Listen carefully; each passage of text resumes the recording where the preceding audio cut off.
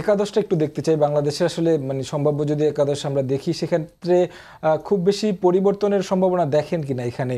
আহ, শেখ মেহেদীকে আমরা দেখেছি লাস্ট ম্যাচটাতে সুযোগ দেওয়া হয়েছে জাকের আলী অনেককে ড্রপ করে।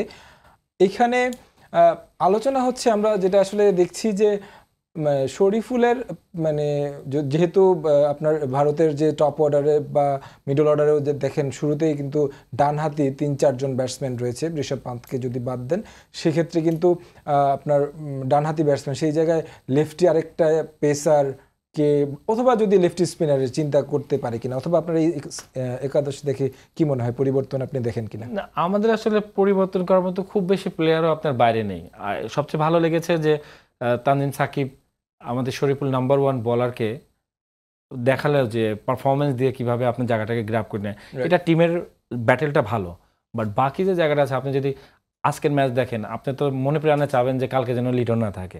আপনি লিটন না থাকে নিবেন কাকে? যাকে নিবেন তাকেও তো আপনি দেখেছেন যে তার অবস্থাটা কেমন যাচ্ছে। আবার আপনি শেখ মেহেদীকে বাদ দিয়ে জাকির আলীকে ইন করাতে চান।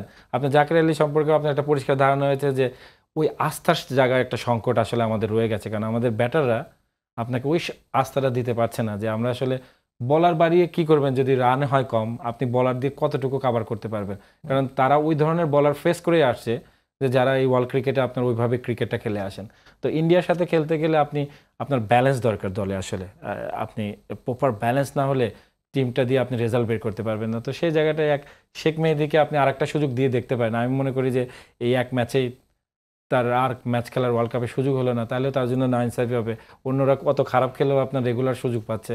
বাট আমার মনে হয় যে আপনি যে টিমটা আপনি সাজিয়েছেন, আমার মনে হয় যে অ্যাট দিস মোমেন্ট আমার মনে হয় বোলিং ডিপার্টমেন্ট এই ফরম্যাটে আসলে মুভ করবে। ভারতের একাদশে কোনো ধরনের পরিবর্তন হতে পারে কিনা? আমরা যেটা, তারা তো উইনিং একটা স্টার্ট পেলো, আমরা যদি একটু ভারতের একাদশটা দেখি সেখানে মোটামুটি এবারের বিশ্বকাপ থেকে আমরা দেখছি কোহলিকে ব্যাটিং করতে ওপেনিংয়ে খুব বেশি সফল বলা যাচ্ছে না।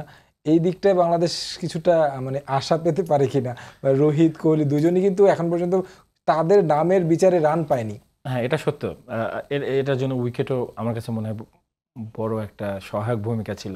বাট লাস্ট ম্যাচ কিন্তু বিরাট কোহলি অ্যাটলিস্ট কিছুটা সময় ছিল, কিছুটা সময় তিনি কাটিয়েছেন। I think Suryakumar Yadav বলেন, ঋষভ পান্ত বলেন, হার্দিক পান্ডিয়া বা Dube, they all are capable.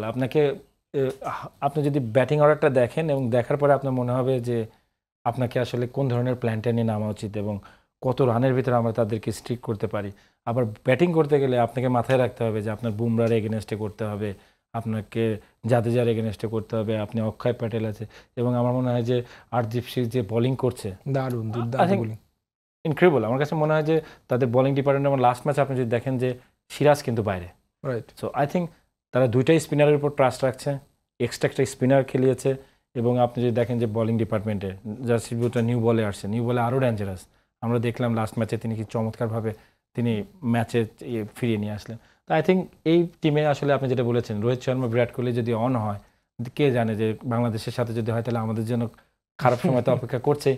But আমার মনে হয় আমার বলাররা খুব চমৎকার ছন্দে আছে। আই থিঙ্ক সঠিক প্ল্যানিং ওয়েতে যদি এক্সিকিউশনটা করা যায় অন দ্য ফিল্ড, আমার মনে হয় তাহলে আমরা এদেরকেও টাফ টাইম দিতে পারি।